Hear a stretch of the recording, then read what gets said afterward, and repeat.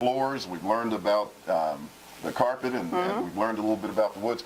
Now, what about taking care of them? I know you mentioned, especially with this particular carpet, that it pretty much handles everything. Right. But for people who don't necessarily go with this brand, let's say they got pet stains, they have Kool-Aid stains, etc. What do you have? Any remedies for that? Oh yeah, definitely. The first thing about taking care of your carpet is you need to vacuum it. Okay. Dirt is actually a grit that grinds the fiber of your carpet. So if you don't vacuum your carpet, like you should every week, that dirt gets down into the fiber, so when you walk on it, it actually tears that fiber, and then you get that kind of a blown out look on your fiber of your carpet after a few years. If you ever notice your carpet, rather than it being tightly twisted, it kind of blows out. And a lot of that is from that grit and grind of that dirt.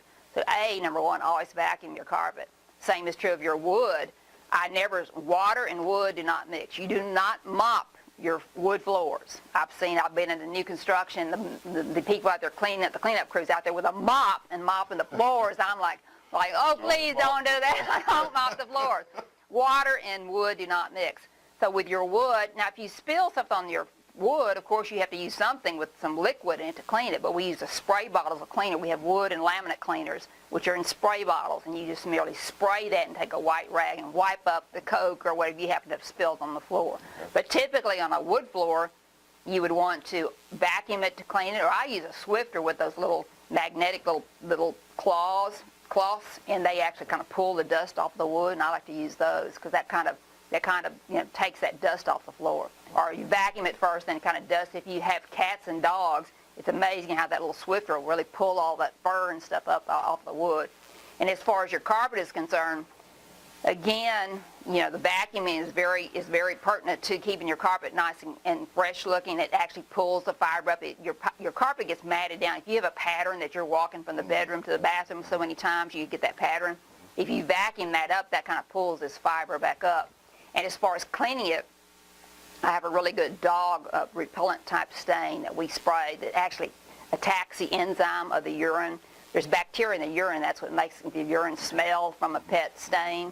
So what that does, it actually attacks that stain and actually pulls that bacteria out of the carpet. Wow. So therefore, you get that out of your carpet. So many times, you have a pet stain, and the stain, you clean up the stain, but it comes back because it's fallen into the carpet pad. So that becomes an issue. We have a Stainmaster pad that actually has a screed, kind of a polymer top surface to it, and it actually keeps the water from the urine going down into the pad. Okay. So many times when you have a stain, people will say, well, I had my carpet cleaned and it looks dirty again. Well, the fact is that stain has gone down in that pad, and it's like it's kind of, wicked itself back up again. Oh, okay. But you want to have your carpet clean by water extraction no more than every 18 months. Because every time you clean it with water, that water is sucking up the stain repellent that's built into this carpet. Okay. So some people overdo it. They'll use water extraction, get them a water, extracting cleaning method, and they'll do it over and over again. That actually takes the stain protectant out of the carpet. Okay. Now, can that be put back in? Well, people ask me that, but when you do that, the manufacturer will no longer warranty your carpet, because I've found a lot of that stuff is pretty sticky, and it doesn't really do what they advertise it being done. So I'd never recommend somebody putting that the treatment on top of the carpet. Okay. All right. So now we've talked about the various cleaning processes, and now you have a saying that you talk about with carpet, and I love to hear you say it. Carpet does not wear out. So what? It uglies out. Carpet does not wear out. It uglies out. And you realize that when I say that, you know exactly what I'm talking about, because you go in that room and think, gosh, this carpet it doesn't look like it used to do. It's raggedy looking. Because the nylon fiber, you will never see holes in carpet, unless someone's torn it out. It does not wear out. It just simply uglies out. It squashes down. It mashes down. It loses its buoyancy, and it loses its fine twist texture. In fact, the grade of a carpet they actually twist this fiber. Some fibers are twisted more tightly, and that's why they keep their buoyancy and texture. Okay. If you're buying an inexpensive carpet, more than likely the twist count on the fiber is not that good.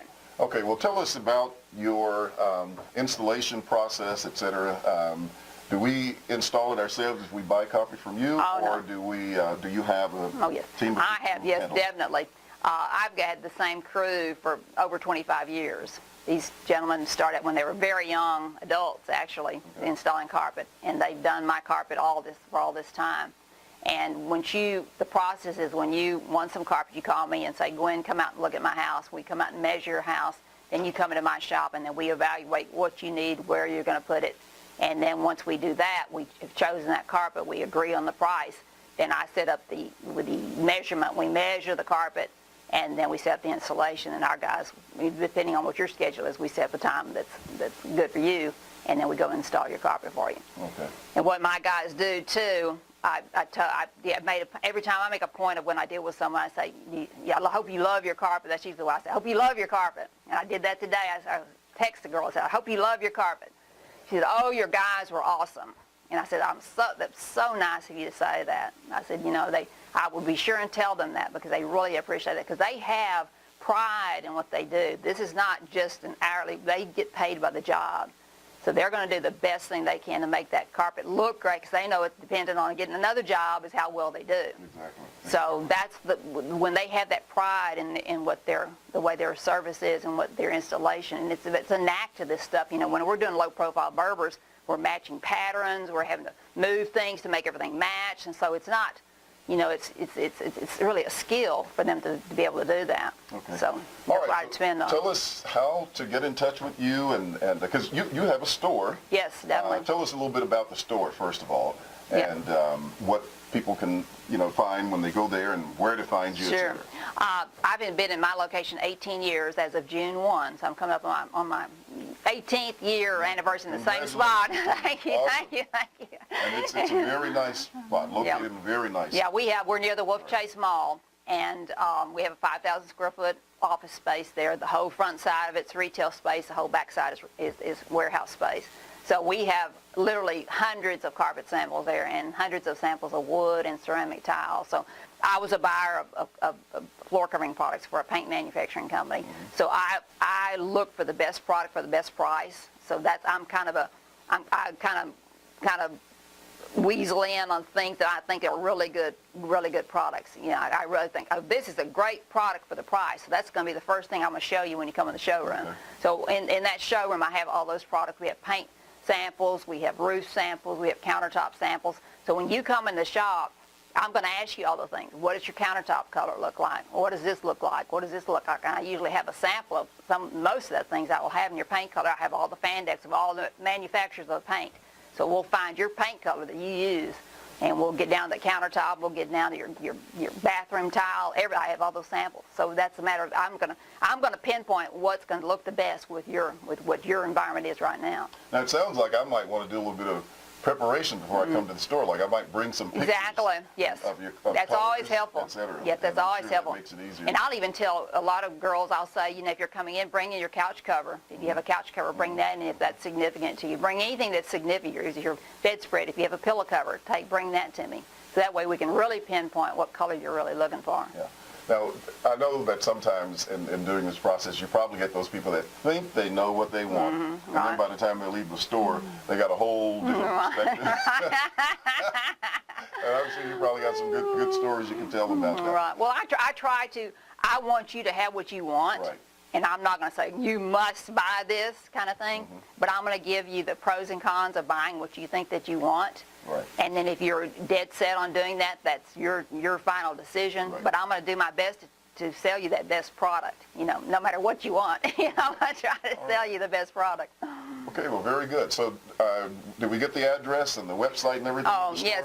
We're at 3085 Stage Post, and that is right behind the Wolf Chase Mall, behind the St. Francis Hospital at the edge of Bartlett, in Cordova, right at the edge of Cordova. And we are there from 8 to 4 typically. I meet people by appointment most of the time. My number is 382-2155. Now, you can always visit my webpage. It's buildersfloorsandinteriors.com. And we have a lot of pictures there. Williams helped me do a lot of blogging and information about different floor covering products, the things we talked about today. We'll have that information there on the blog. So if you've missed anything today, you can certainly find it there. But my number is 382-2155. And I'm Gwen Christensen, the owner of Builders Floors. All right. Well, Glenn, it's been a pleasure. It always is. I just get a tremendous education every time I listen to you, whether it's in person, on camera, over the phone, or whatever, whenever you're talking about what you do.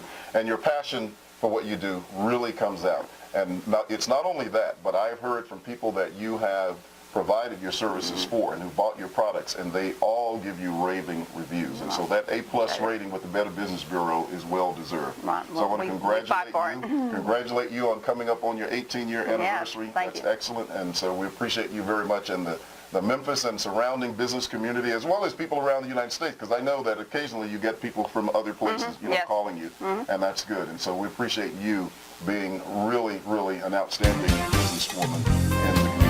Thank you very much, Rich. Thank you. Well, ladies and gentlemen, that's it for today on Resource TV. I'm William Bell, your host. Our guest today has been Gwen Christensen of Builders, Floors, and Interiors. She's always a delightful person, great sense of humor, and just very well informed about what she does and provides great service. Until next time, I'm William Bell saying